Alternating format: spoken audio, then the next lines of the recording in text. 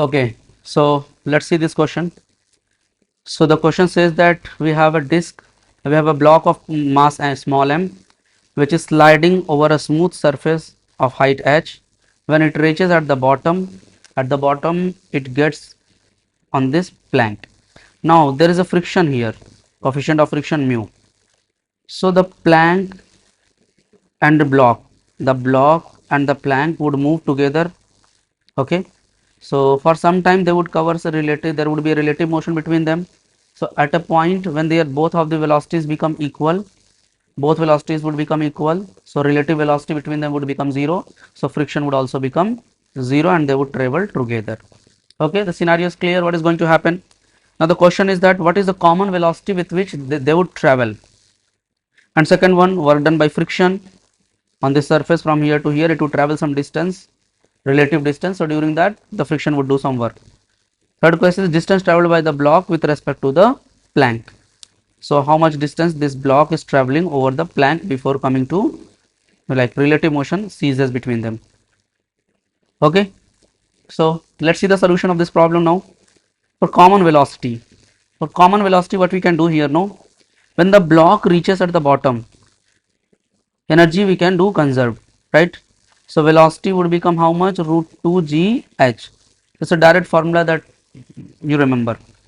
So the block falling a height h without loss in any energy, so at the bottom velocity would become root 2 gh.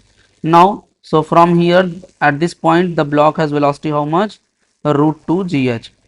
Okay, now since friction is acting, if you take the plank and the block as a system, so between them there would be friction. So friction on the plank, on the block backward and on the plank forward. So F external, this friction would cancel each other, it's an internal force. So F external would be how much? 0, right? So F external is 0. So from the second law of Newton's second law of, what is that, man? If external force is 0, then we have momentum must be what? Constant.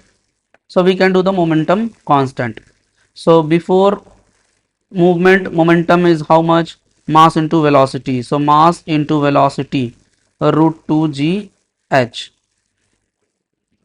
Now in the final case both are moving together, so mass would become m plus m, velocity is v. So final velocity, common velocity would become m upon m plus m into root 2 g h. Okay, first part clear. Now let's see the work done by friction. So work done by friction can be given as work energy theorem. So work done by friction equals to change in kinetic energy. So kinetic energy half, total kinetic energy mass is m plus m, and velocity is this one, so velocity square, so m square into 2gh upon m plus small m whole square, half mv square final, minus initial, what was the initial kinetic energy, so half, only small mass is moving, and 2gh. Okay, so let's do some simplification. One time it would get cancelled, so it would become m square upon m plus m, 2 also get cancelled, into gh minus small mgh. So I can take mg common. So taking mg common, I will get m h upon m plus m minus mh. So from here I will get mg mh. Sorry, I think it is 1 here. Yes, mg common I have taken, so h would be 1. So mh cancel, so it will become capital M h upon capital M plus small m. So that is the work done by friction, and it would come out to be negative because h is more, here h is more and this is less. So yeah, minus would also come here. So answer work done by friction is how much? Minus capital M small m g h upon m plus m, right? Okay, So let's see the last part of this problem. Distance traveled by the block with respect to the plank. Okay, so let's draw the free body diagram of the block and the plank. So this is our block, small m. Here friction is acting backward. Velocity at the start point is root 2 g h, friction backward, and on this plank friction is forward. So here if I talk about acceleration, upper one acceleration would be force by mass, small m. Lower one, if I talk about the acceleration of the plank, force by capital M. Okay. Now if you talk about relative acceleration with respect to plank, so I will sit on the plank.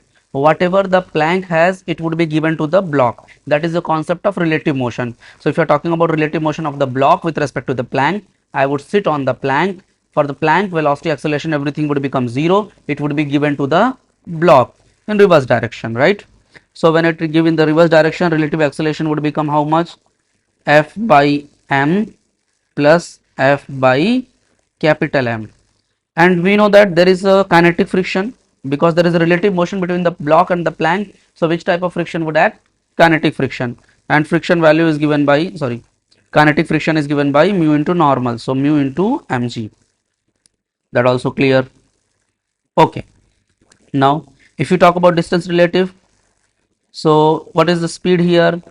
U. So distance formula is given as u square by 2a, relative u square by 2a in terms of relative. So velocity is how much? 2gh upon 2 times acceleration. So friction common, 1 by small m plus 1 by capital M. Okay, let's simplify it further.